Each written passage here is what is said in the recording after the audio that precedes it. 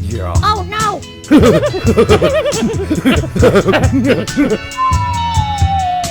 Matt, what the hell was that? Wasn't me, coach.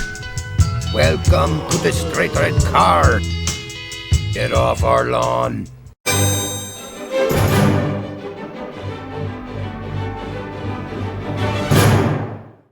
Welcome to the Straight Red Card. I'm really intense right now. Can't you tell? Yes. So another short one, and this is going to be our fantasy. Really short. 11, starting 11, and our fantasy formations. We've got two different formations we would play. Greg's not going to play them because Gregg is about as multi-dimensional as a sheet of paper.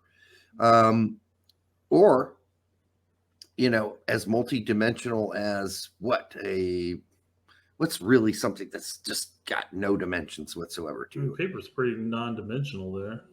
It's pretty boring. But let's say that he only had one eyeball. That's Gregg Berhalter. He's only got one eye. He only sees the world in a... So he's the right eye. Yeah, he sees the world in analog. He sees soccer in analog. And he manages like a center back. So here we go. No offense, Jimmy. Now, Berhalter would look like a supervillain if he had an eye patch. Yeah, he should try it because acting might be his next gig after this. So here we go. We're going to start with my. Oh no, we're going to start with your. No, we're going to start. We're going to start with the 4-2-2-1-1 formation. Well, that's yours. More or less the empty bucket. Yeah, that's basically your 4-2-2-2. So I just played Reyna a little bit behind Sargent. So let's pop that up. Here is the Bob Bradley 4-2-2-2. I'm playing Reyna a little bit behind Sargent, but I think this is a glorious little lineup. You know, you got Jetty on the right, Dest on the right, Jetty on the left. My only question on this is I almost want Reyna to play further back, which is maybe why the 4-2-3-1 would be a better solution in this sense. But I'd almost rather him play back and maybe even a Pulisic playing underneath Sargent in this sense because I want Reyna on the ball more because he's the creative force. Well, that's the hilarious thing. You want to know what, Brett? This 4-2-2-1-1 is essentially a 4-2-3-1. Yeah. So we can show that. It's just basically what you want, right? More or less. I mean, so if we just going back to the Bob Bradley bucket from the players we had, and in the Aronson Pulisic role, we had the Donovan and Dempsey, and then we had the Josie, and at one point was Davies. Right. Who ended up taking Davies' spot in the end after that? Eventually Dempsey moved up there and played off of Altidore. Gotcha. Yep. And Dempsey was too slow to play that left midfield spot anymore. Yeah, it's just I would almost like swap these two in this sense if we're going with the pure empty bucket. Because again, I want Reyna down here receiving the balls quickly and then splitting the seam with Pulisic being able to cut through. You really need to look at this as, Brett, as Reyna playing underneath Sargent and really having free roam to go wherever he wants. Sure.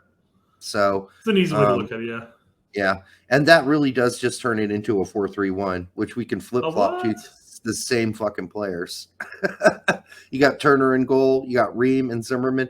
Now I think you might have a problem with the two center backs. Not even a problem, more of a preference, I guess, at this point, because playing this, I still want my center backs to be able to play the ball out, properly. Ream can do that. I'm fine with Ream. I would almost swap Zimmerman and Richards at this point. You're going to play Ream and Richards? Yes. Wow. Okay. I'm okay with that, actually. I mean, I don't think that Zimmerman needs to be etched in gold into the brick. I think that why is he, untouchable at this point? Well, he is because Gregg's the manager. So pretty much. I think in a perfect world, you're right. I think I would play either Richards Brooks or Richards Ream, honestly. But because Brooks has been left so far out of the loop at this point, there's no hope that that's going to happen. So yeah, I agree. So speaking of Zimmerman, I want to bring up a video of him against Saudi Arabia Oh. that I thought. I gotta stop sharing because I don't know if I shared audio or not. Mhm. But I was like, you know what? This could be fun to bring up because we talked about Pulisic, like sprinting off the field, and as it turns out, from watching the interviews or the presser afterwards, both Berhalter and Pulisic said, he just got off the field as quickly as he could because he wanted to make sure give them time to score goals. I mean, I understand that, but I don't know. That runoff seemed like I'm pissed off and I'm coming There's off. more to that than that, yes. I mean, because you could just trot off at a run. You don't have to sprint off, high five people at full force, and then completely bypass Berhalter. I feel like all the way to the bench too. It wasn't. I got to the sideline. I'm good. It's like, Yes, that was a bye-bye, bitch. Yeah, that was what that run was. Yes. And I think afterwards, like, hey man, I pulled you out for this reason. We need to make sure when it's addressed, we're on the same page. And it's like, yeah, I just wanted to get off the field so they could score. How about that? Yeah, bullshit. No, but yeah, no. So you know who got to him? Michael Cameraman got to him and said, "Hey, no, we don't want to cause any controversy. So can you just say you like sprinted off in a hurry so the other guys can get on the pitch? Mm-hmm. Don't worry about that part where you ran off the pitch and then kept running all the way to your seat." Yeah. Once you were off the pitch, we'll forget about that. We won't deal with that question. Just give that explanation. Thank you, turd. So to bypass a possible copyright strike here, I'm going to skip.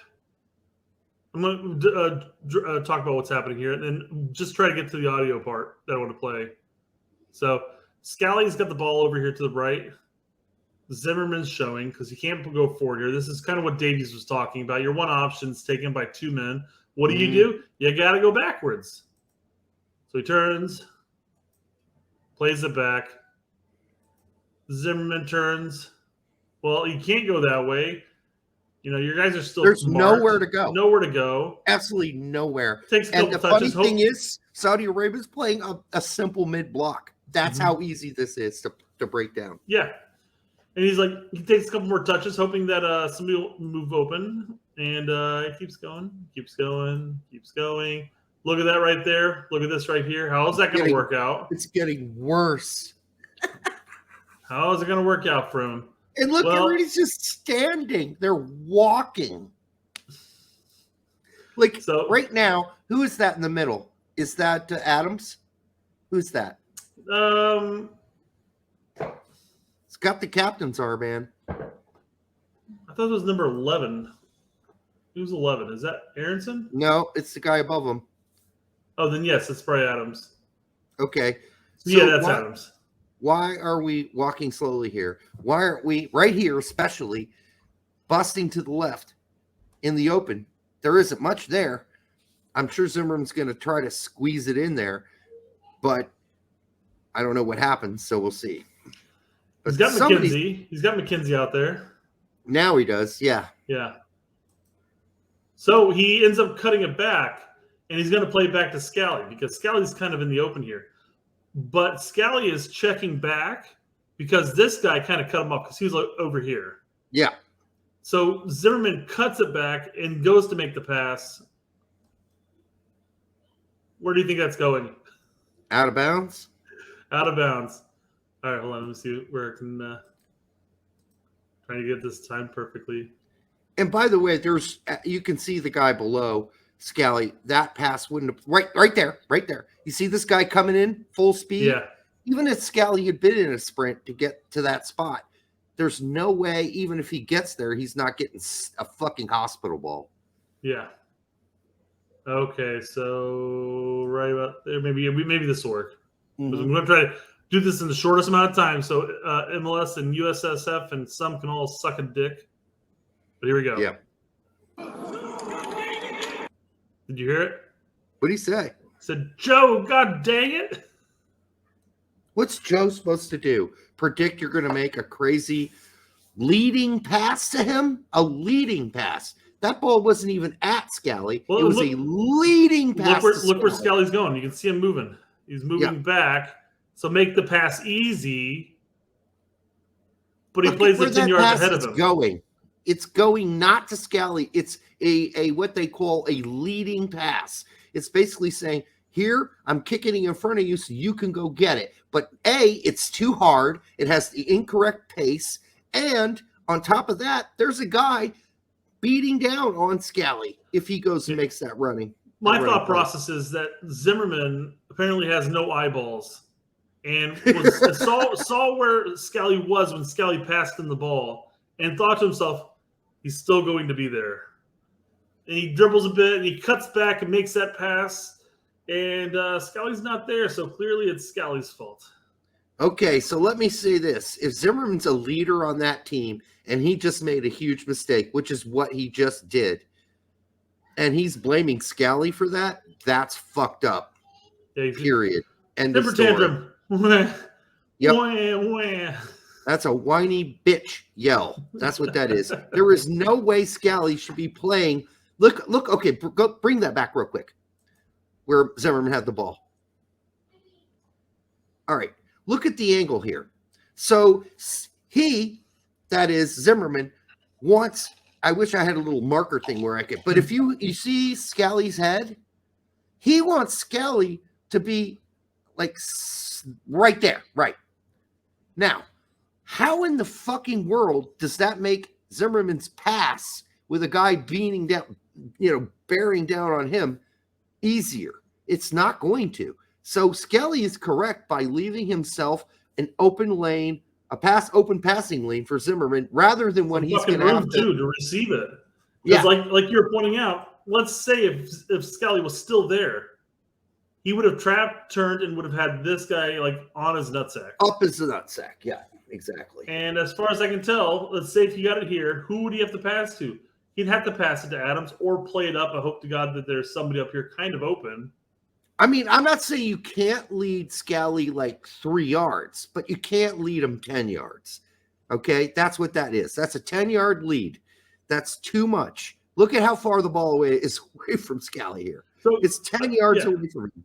I guess the main reason why I wanted to bring this up, and we did talk about the Pulisic runoff, and you see arguably one of our normal captains when Adams wasn't on the pitch or whatever, Zimmerman's been captain before, yelling at Scally.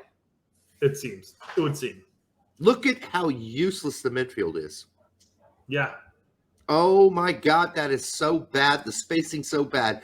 Adams should be, after that pass is made, right there, correct. See, how do we know this? How do we both know this? And then the other guy behind Adams should be dropping a little bit into this sort of where Adams was to cover. You think Adams. He's going over here? I think Acosta would cut in this bit. Yes, I know it's kind of congesting the area, but if Adams is cutting here, Acosta should cover in that space. And I'm trying to think who this was at the time. This is second half, clearly. So I would think. Here's what I'd say about Acosta or Aronson, I guess. That's not Aronson's hair. Here's all I'm saying.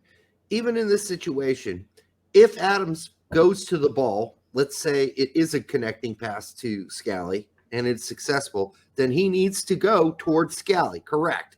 And I think Acosta needs to drop back into the space where Adams just left. Yep. And then the guy at the top of the screen needs to end up between the two white guys, the white dressed, the two players from the opposite team. He needs to drop about 5 yards, 10 yards south to give another passing lane option. But we didn't see that happen most of the game. Nope. We didn't see a lot of movement. We saw a lot of very stale play. And you know what happens when you get all those extra instructions about what you're supposed to do? You don't react instinctively.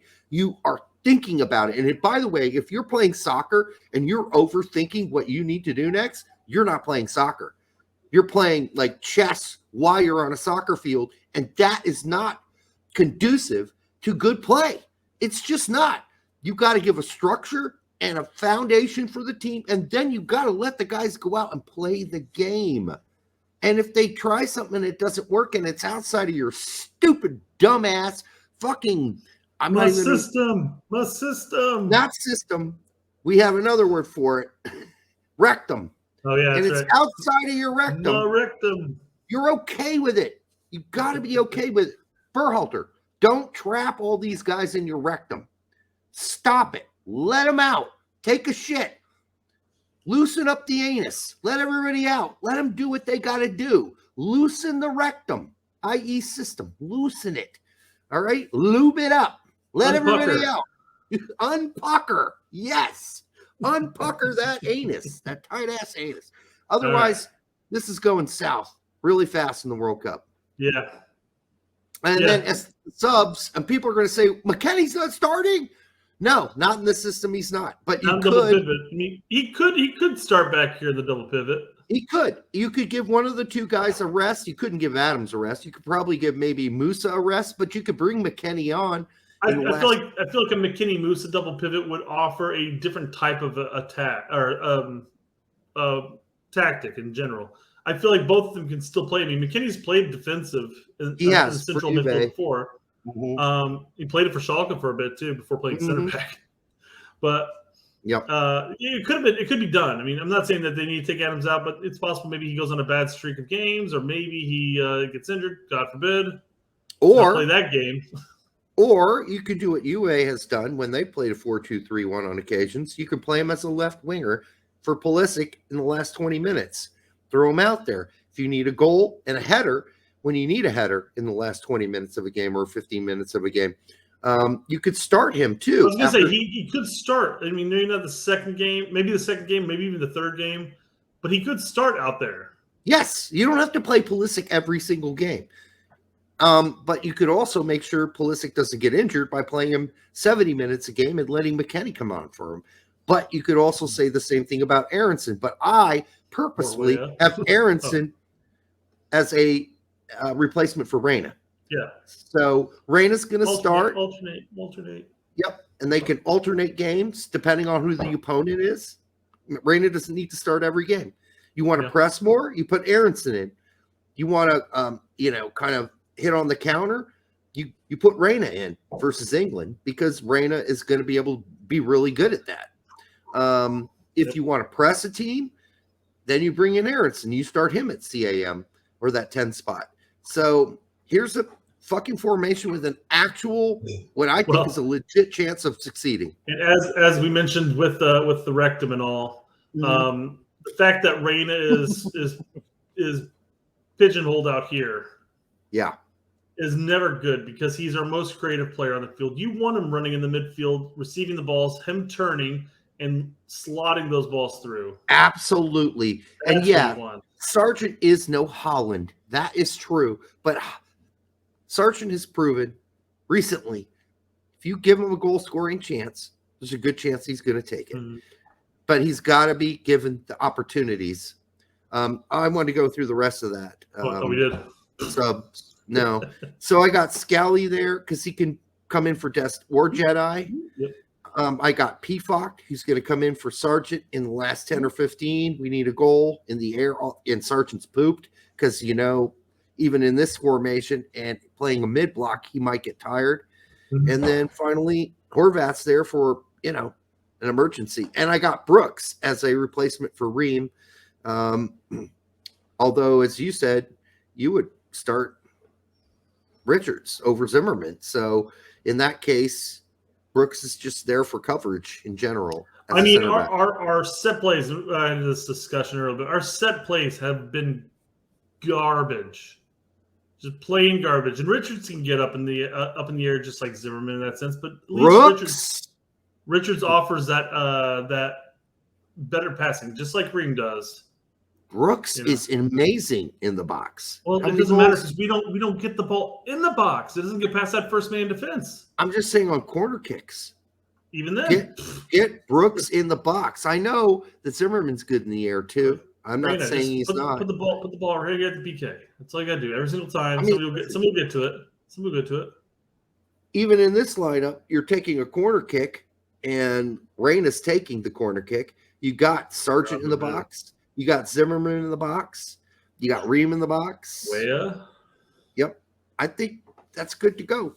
Yeah. But it's not perfect, folks. I get it. It's not perfect. And this isn't a perfect world, even though we're in Disneyland right now.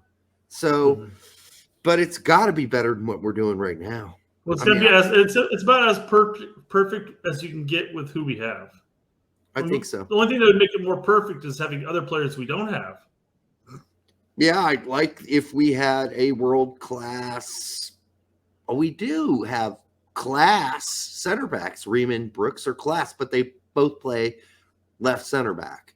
But I'm not sure why Brooks couldn't play. He's got 2 good feet. I don't know why he couldn't play right center back too in a pinch. I don't get it with Riem at left center back and Brooks playing center back more on the right. I don't see why that's a big issue. Like tossing Dest out left back, and all of a sudden he's less confident going into the attack. People are going to say it's a waste of Musa to play him in a double pivot, but hey, man, you know what? If Musa gets it and he sees open space, go for it. Well, that's the thing. I want him to receive the ball, and he's probably the most comfortable person receiving it and then turning with pressure on his back, and then all of a sudden be 20 yards down the field before that guy who's pressing him even spins around. So no, I think the double pivot works out perfect for him in that sense. You got, just like they do at Leeds, you've got one of the pivots who's a destroyer, Adams. You got the other one who's a great distributor, and that is Roca. In this case, same thing. We got the destroyer, and we got a guy who can twirl, pivot, get out into open space, get out of the final third, and distribute. So there you go. Because guess what? You're not losing a whole lot if Musa isn't playing further up the field. Because, by the way, Musa's greatest weakness is in the final third. So it's okay having him in a double pivot distributing, because he's not going to score for you and he's not going to assist for you, but he could set up a string of things that could happen to make a goal happen. So there you go. And here I thought this segment was going to be our short segment. Nope. All right, guys, that's probably going to last you through the weekend at this point. We'll be back Monday with a new show. Thank you for everybody for tuning in. Make sure you like and you subscribe, share with your grandma, and we'll be back live on Monday. Until next time, cheers.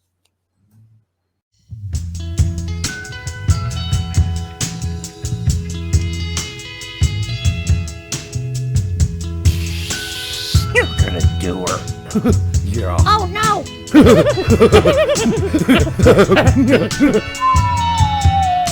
Matt, what the hell was that? Wasn't me, Coach. Welcome to the Straight Red Car. Get off our lawn.